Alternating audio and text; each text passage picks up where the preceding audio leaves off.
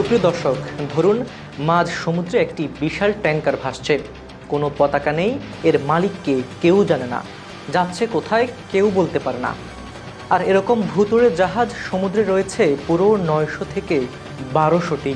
হ্যাঁ, আপনি ঠিকই শুনছেন, এই মুহূর্তে বিশ্বের সমুদ্রে একটি পুরো শ্যাডো ফ্লিট ঘুরে বেড়াচ্ছে। আর এই গল্পে আছে Russia, Ukraine, America, drone attack, jet fighter আর হলিউড মুভির চেয়েও বেশি টেনশন। তো চলুন বন্ধুরা, খবর সংযোগের বিশ্লেষণমূলক অনুষ্ঠানের আজকের ভিডিওতে আমরা জানি এই শ্যাডো ফ্লিটটা আসলে কি, কিভাবে কাজ করে আর কেন এটা নিয়ে পুরো বিশ্ব এত চিন্তিত। চলুন তাহলে শুরু করি শ্যাডো ফ্লিট, সমুদ্রের ভুতুড়ে জাহাজের গল্প।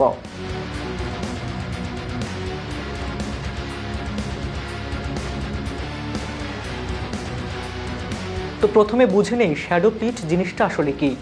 সহজ ভাষায় বলতে গেলে এগুলো হচ্ছে পুরনো জরাজীর্ণ তেলবাহী জাহাজের একটি গোপন বহর। এদের মূল কাজ পশ্চিমা দেশের নিষেধাজ্ঞা এড়িয়ে রাশিয়া, ইরান আর ভেনেজুয়েলার তেল পাচার করা। এখন মজার ব্যাপার হলো, এই জাহাজগুলোর মালিককে কেউ জানে না। কোন দেশের পতাকা উঠছে সেটিও হয়তো কেউ বলতে পারে না। হয়তো বেনিন, হয়তো গাম্বিয়া, হয়তো সেশেলস। কিন্তু সব ফেক। বিমা আছে? না। নিরাপত্তা মান আছে? সেটিও নেই। 2022 সালে ইউক্রেন রাশিয়ার হামলার পর এই শ্যাডো ফ্লিট যেভাবে বেড়েছে, রয়্যাল ইউনাইটেড সার্ভিসেস ইনস্টিটিউটের গবেষকরা একে বলছেন বিস্ফোরক বৃদ্ধি। আর এটি শুধু তেল পাচারের গল্প না, এর পেছনে আছে একটি পুরো অবৈধ নেটওয়ার্ক। কিভাবে কাজ করে এই সিস্টেম? এবার আসি আসল মজার পার্টে। এই পুরো সিস্টেমটা কিভাবে চলে। স্টেপ নাম্বার 1, পুরনো জাহাজ কেনা। রাশিয়ার লোকজন পুরো বিশ্ব থেকে 30 থেকে 40 বছরের পুরনো মরচে পড়া ট্যাঙ্কার কিনে নেয়। এর দাম খুবই কম, কারণ এগুলো প্রায় স্ক্র্যাপের যোগ্য। স্টেপ নাম্বার 2, ভুয়া পরিচয়। এবার মজা শুরু। এক্সপার্ট লেভেলের ফ্রড দেখুন। সেশেলসে একটি নামমাত্র কোম্পানি খোলা হলো, বাজ শিপিং। ওয়েবসাইট থেকে কিনে নেওয়া হলো মালওয়াই বা বেনিনের ফেক পতাকা রেজিস্ট্রেশন। কাগজপত্রে মালিকের নাম একটি শেল কোম্পানি, যার পেছনে আরেকটি শেল কোম্পানি। লয়েডস লিস্ট, যারা শিপিং ইন্ডাস্ট্রির বাইবেল, তারা একে বলেছে প্রতারণামূলক শিপিং চর্চার পাঠ্য বইয়ের উদাহরণ। স্টেপ নাম্বার 3, অন্ধকারে চলাচল। এই জাহাজগুলো চলার সময় AIS অর্থাৎ অটোমেটিক আইডেন্টিফিকেশন সিস্টেম বন্ধ করে দেয়। এর মানে স্যাটেলাইটে ট্র্যাক করা যায় না জাহাজ কোথায়, বা কেউ জানে না কি নিয়ে যাচ্ছে, কেউ সেটি দেখতে পারে না। স্টেপ নাম্বার 4, লাভের অঙ্ক। এখন প্রশ্ন হলো, এত ঝামেলা করে লাভ কি? ম্যাচটা দেখুন। রাশিয়ার তেল নিষেধাজ্ঞার কারণে বাজারে সস্তায় পাওয়া যায় এটি।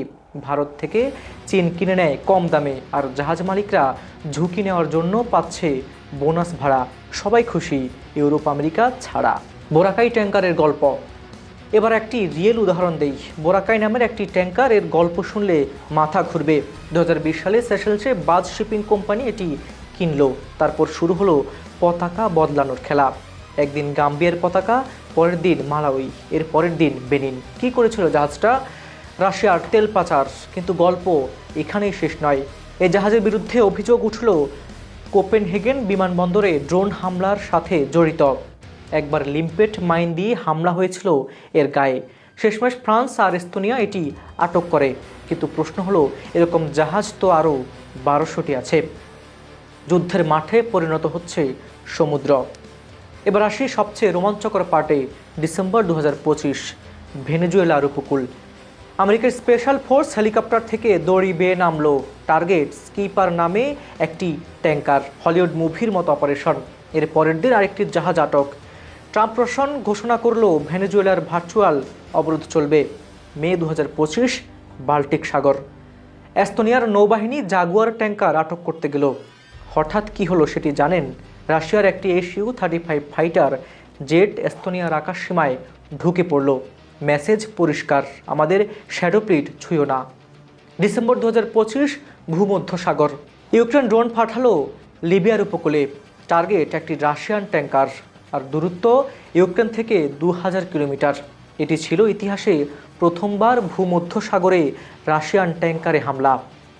বিশ্লেষকরা বলছেন এটি শুধু তেল পাচারের গল্প নয়, এটি হয়ে উঠেছে একটি চিকেন গেম। কে আগে সরবে? আসল বিপদ কোথায়? এখন অনেকেই ভাবতে পারেন, ভাই তেল পাচার হচ্ছে তো হোক, আমাদের কি? শুনুন, এটি শুধু তেলের গল্প নয়। এর পেছনে জড়িয়ে আছে অনেক রকম গল্প। নিরাপত্তা বিশেষজ্ঞরা সতর্ক করছেন, পরিবেশ বিপর্যয় হতে পারে। এই পুরনো জরাজীর্ণ জাহাজগুলো কোনো বিমানেই, একটি দুর্ঘটনা হলে তেল ছড়িয়ে পড়বে সমুদ্রে। কে দায় নেবে? কেউ না। 2, সাইবার স্পাই নেটওয়ার্ক। এই জাহাজগুলো দিয়ে সমুদ্রের তলার ইন্টারনেট কেবল নজরদারি করা হচ্ছে, এমনকি ক্ষতিও করা হচ্ছে বলে অভিযোগ রয়েছে। 3, ড্রোন স্মাগলিং। কোপেনহেগেন বিমানবন্দরে যে ড্রোন হামলা হয়েছিল তার সাথে শ্যাডো ফ্লিটের জড়িত থাকার সন্দেহ রয়েছে। 4, যুদ্ধের ঝুঁকি। সবচেয়ে বড় ভয় ন্যাটো আর রাশিয়ার মধ্যে সরাসরি সংঘর্ষ। একটি ভুল, একটি দুর্ঘটনা আর তৃতীয় বিশ্বযুদ্ধ। ইউরোপীয় পলিসি এক্সপার্ট ক্রিস ক্রেমিদাস কোর্টনি বলেছেন, শ্যাডো ফ্লিট শুধু রাশিয়ার যুদ্ধ অর্থনীতির জ্বালানি নয়, এটি একটি বড় নিরাপত্তা হুমকি। এবার প্রশ্ন হলো, সমাধান কি? দেখুন, আন্তর্জাতিক সমুদ্র আইন অনুযায়ী নিরপেক্ষ জলসীমায় জাহাজ আটকানো খুবই কঠিন। ফ্রান্সের প্রেসিডেন্ট ম্যাক্রো কঠোর হতে চাইছেন, আর আমেরিকা অ্যাকশন নিচ্ছে। কিন্তু সমস্যা হলো চীন ভারত ফ্যাক্টর। ভারত রাশিয়ার তেলের সবচেয়ে বড় ক্রেতা। অক্টোবরের পর আমদানি আরও বেড়েছে এবং চীনও কিনছে প্রচুর পরিমাণ তেল। যতক্ষণ এই দুই দেশ কিনবে ততক্ষণ শ্যাডো ফ্লিট চলবে। রিস্ক থেকে প্রফিট বেশি হলে কি হতে পারে চলুন সেটি দেখে নেওয়া যাক। লয়েডস লিস্টের সাংবাদিক তোমার রানান বলেছেন, যতদিন লাভের অঙ্ক ঝুঁকির চেয়ে বড় থাকবে ততদিন এই বাণিজ্য চলবে। আর গ্লোবাল রেজিস্ট্রি সিস্টেমের দুর্বলতা সম্পর্কে জেনে নেওয়া যাক। 20টিরও বেশি ফেক মেরিটাইম রেজিস্ট্রি ওয়েবসাইট, যে কেউ $500 দিয়ে ভুয়া পতাকা কিনে নিতে পারে। তাহলে সমাধান? বিশেষজ্ঞরা বলছেন, শুধু জাহাজ আটকালে হবে না, দরকার বড় রাশিয়ান তেল কোম্পানির উপর সরাসরি নিষেধাজ্ঞা, ভুয়া রেজিস্ট্রি সিস্টেম বন্ধ করে চীন ভারতকে চাপে আনা। কিন্তু এসব রাজনৈতিকভাবেই খুবই জটিল ব্যাপার। সুপ্রিয় দর্শক, এই ছিল শ্যাডো ফ্লিটের পুরো গল্প। আমরা যখন আরামে বসে মোবাইলে স্ক্রল করছি, তখন মাঝ সমুদ্রে চলছে এই অদৃশ্য যুদ্ধ। 1200 ভুতুড়ে জাহাজ ঘুরছে আর ড্রোন হামলা হচ্ছে, জেট ফাইটার উঠছে, স্পেশাল ফোর্স অপারেশন চলছে। আর এর পেছনে অর্থনীতি, রাজনীতি আর একটি নতুন ধরনের যুদ্ধের হুমকি। এখন প্রশ্ন হলো, এই গল্পের শেষ কি হবে? সত্যি বলতে এটি কেউই জানে না। তবে একটি জিনিস নিশ্চিত, আগামী দিনগুলোতে শ্যাডো ফ্লিট নিয়ে আরও বড় কিছু ঘটতে পারে। আপনার মতামত কি অবশ্যই কমেন্টে জানান। ইউরোপ আমেরিকা কি আরও কঠোর হওয়া উচিত, নাকি এটি বিশ্বযুদ্ধের ঝুঁকি বাড়াবে? চীন ভারত কি রাশিয়ান তেল কেনা বন্ধ করবে? সুপ্রিয় দর্শক, অবশ্যই কমেন্টে জানান। এই ছিল খবর সংযোগের বিশ্লেষণমূলক অনুষ্ঠান। আমাদের এই অনুষ্ঠানটি আপনাদের কেমন লাগছে অবশ্যই কমেন্টে জানান। ভিডিওটি যদি আপনাদের একটু ভালো লেগে থাকে, লাইক করুন, কমেন্ট করুন, শেয়ার করতে ভুলবেন না। খবর সংযোগের সঙ্গে থাকুন, সাবস্ক্রাইব করে রাখুন, কারণ এই পথ চলার সাথী আপনারাই।